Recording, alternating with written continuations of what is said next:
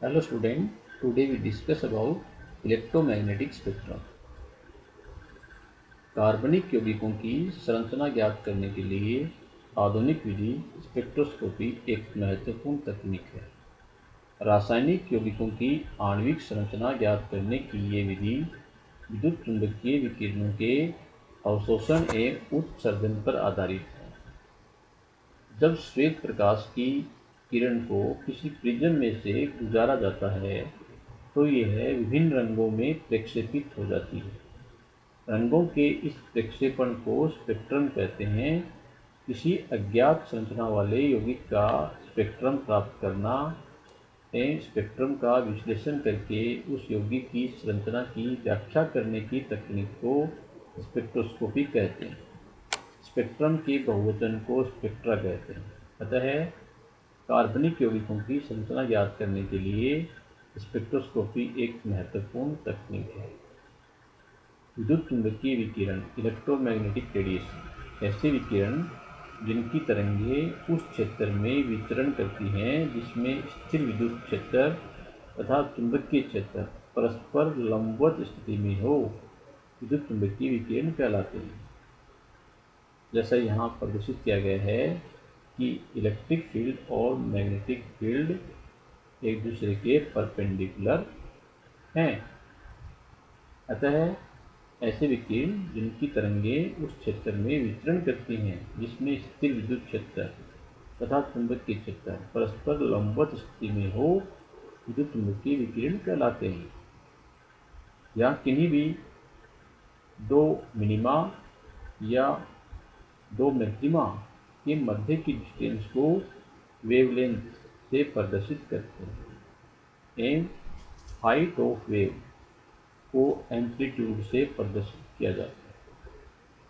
पदार्थों के अणुओं एवं विद्युत चुंबकीय विकिरण की अंतर क्रिया से विद्युत चुंबकीय विकिरण का विभाजन होता है, जिसके रिकॉर्डिंग से प्राप्त चित्र को विद्युत चुंबकीय स्पेक्ट्रम कहते हैं। प्रकाश विद्युत चुंबकीय विकिरणों से बना होता है। ये दो परस्पर लंबवत ऑसिलेटिंग विद्युत क्षेत्र और चुंबकीय क्षेत्र से बनती है। इन दोनों घटकों के तल के लंबवत तल में प्रकाश का संचरण होता है। प्रकाश दोहरी प्रकृति ड्यूल नेचर को प्रदर्शित करता है। इसके कणों को फोटोन कहते हैं और प्रत्येक फोटोन की ऊर्जा की मात्रा को क्वांटम कहते हैं। मैक्स प्लांक ने 1900 में फोटोन की ऊर्जा और आवृत्ति के मध्य निम्न समानुपातिक संबंध प्रतिपादित किया। Energy E equal to H nu, और हम जानते हैं कि nu equal to C upon lambda. अतः इस इक्वेशन को हम निम्न प्रकार भी प्रदर्शित कर सकते हैं। E equal to H nu equal to H C upon lambda. इस समीकरण को प्लांक समीकरण प्लांक इक्वेशन कहते हैं। यहाँ पर E है वो फोटोन की ऊर्जा को प्रदर्शित करता है, H है वो प्लांक कांस्टेंट है जिसका मान 6.62 मल्टीप्लाई 10 की पावर -34 जूल सेकेंड होता है। एवं न्यू है वो दोलन की आवृत्ति फ्रीक्वेंसी ऑफ ऑसिलेशन को प्रदर्शित करती है। एक सेकंड में एक बिंदु से गुजरने वाली तरंग दैर्ध्यों की संख्या को आवृत्ति कहते हैं। इसे साइकिल प्रति सेकंड या हर्ट्ज में व्यक्त करें। आवृत्ति को निम्न समीकरण द्वारा भी व्यक्त किया जाता है। Nu equal to C upon lambda. यहाँ पर सी है वो आवृत्ति को प्रदर्शित करने वाला प्रतीक चिन्ह है।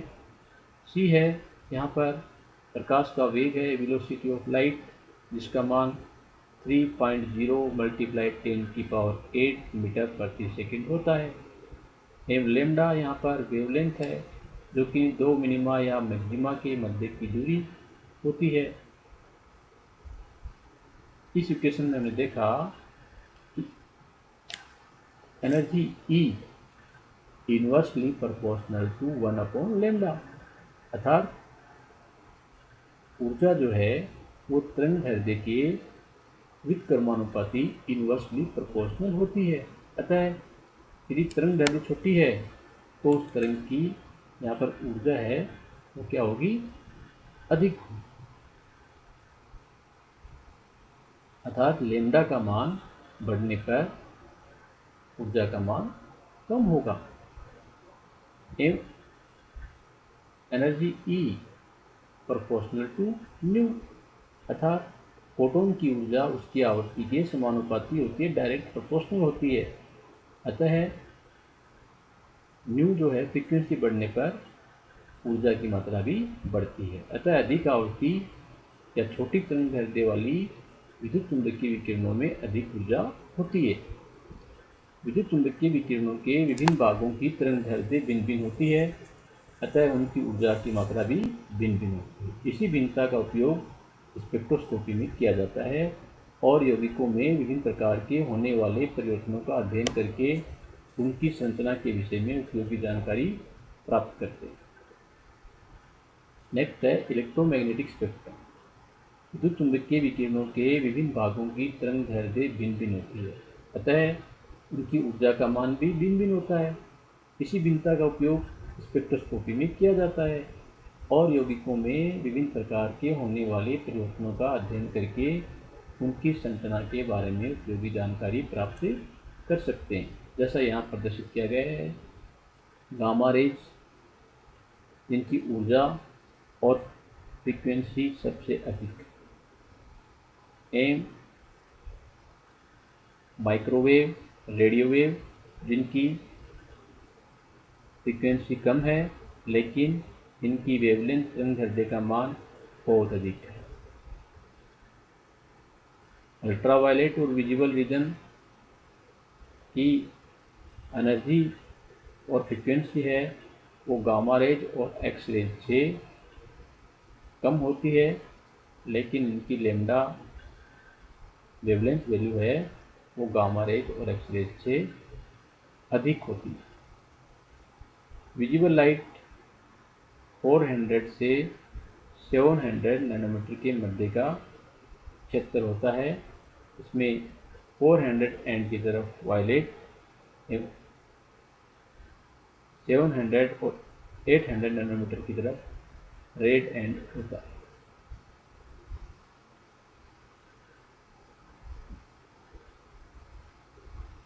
गामा किरणें की लैम्डा जो है वो 10⁻² से 1 एंगस्ट्रॉम के मध्य होता है एवं इनकी एनर्जी है वो 10⁻7 से 10⁵ इलेक्ट्रॉन वोल्ट के क्रम में होती है।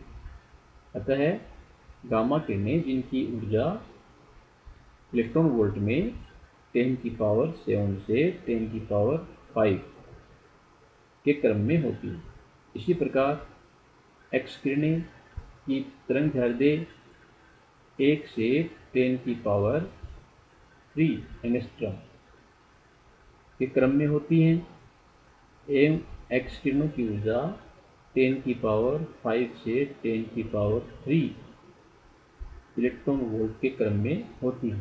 जबकि अल्ट्रावायलेट किरणें जिनकी ऊर्जा का मान 10⁻³ से 5 इलेक्ट्रॉन वोल्ट के क्रम में होता है एवं दर्श्य विकिरणों की एनर्जी का मान 5 से 1.5 इलेक्ट्रॉन वोल्ट के क्रम में होता है एवं माइक्रोवेव की एनर्जी का मान 10⁻² से 10⁻³ इलेक्ट्रॉन वोल्ट के क्रम में होता है, और जबकि इनकी तरंग दैर्ध्य 10⁻6 से 10⁹ एंगस्ट्रॉम के क्रम में होता है। अतः कॉस्मिक रेज जिनकी आवृत्ति और ऊर्जा का मान अधिक होता है और माइक्रोवेव और रेडियो वेव जिनकी वेवलेंथ का मान अधिक होता है। Next spectrometer. 200 से 780 नैनोमीटर तरंग दैर्ध्य वाली तरंगों को पैराबैंगनी या दृश्य क्षेत्र कहते हैं। 10 से 200 नैनोमीटर क्षेत्र को फार यूवी सुदूर पैराबैंगनी एवं 200 से 380 नैनोमीटर को नियर यूवी और 380 से 780 नैनोमीटर क्षेत्र को विजिबल क्षेत्र कहते हैं। जब किसी पदार्थ पर इस क्षेत्र की तरंगों को आपतित कराते हैं तब वह इन तरंगों को अवशोषित कर लेता है और इस प्रकार प्राप्त स्पेक्ट्रम को पराबैंगनी अवशोषण स्पेक्ट्रम कहते हैं। प्राप्त स्पेक्ट्रम में गहरी रेखाएं डार्क लाइन दिखाई देती हैं। यह उन तरंगदैर्ध्यों के विषय में संकेत देती हैं जो पदार्थ द्वारा अवशोषित होता है। और ट्रांसमिटेड लाइट जो है, पारगमित प्रकाश है, उसके विश्लेषण को स्पेक्ट्रोस्कोपी कहते हैं। यहाँ पर स्पेक्ट्रोस्कोपी के लिए स्पेक्ट्रोमीटर इंस्ट्रूमेंट प्रयुक्त किया जाता है, जैसा यहाँ प्रदर्शित किया गया है। एस है यहाँ पर लाइट सोर्स है, प्रकाश का स्रोत है, जिससे निश्चित तरंगदैर्ध्य का प्रकाश प्राप्त करते हैं। टी है वो सैंपल ट्यूब है जिसमें जिस पदार्थ का हमें या जिस कार्बनिक यौगिक का स्पेक्ट्रा लेना होता है उसका विलेन बना करके इस नली में भर दिया जाता है। एम है मोनोक्रोमीटर है, डी है डिटेक्टर, ए एम्पलीफायर और आर रिकॉर्डर। किसी पदार्थ का स्पेक्ट्रम प्राप्त करने के लिए सर्वप्रथम उसका विलेन बना करके उसे सैंपल ट्यूब जो है टी में भरते हैं। विशिष्ट तरंगदैर्ध्य वाले विकिरणों को सोर्स एस से प्राप्त करके सैंपल ट्यूब टी पर आपतित करते हैं। माना कि आपतित विकिरणों की तीव्रता है वो I0 है। पदार्थ द्वारा का विलेन कुछ तरंगदैर्ध्यों को अवशोषित करता है और शेष पारगम्य प्रकाश ट्रांसमिटेड लाइट जिसकी तीव्रता I है M से प्रवाहित होती है। मोनोक्रोमीटर है, एक प्रिज्म होता है जो रोटेशन करने वाला होता है, घूर्णन करता है और इसके घूर्णन से भिन्न भिन्न तरंगदैर्ध्य D पर डिटेक्टर पर आपतित होते हैं। और A से प्रवर्धित धारा एम्पलीफायर से प्रवर्धित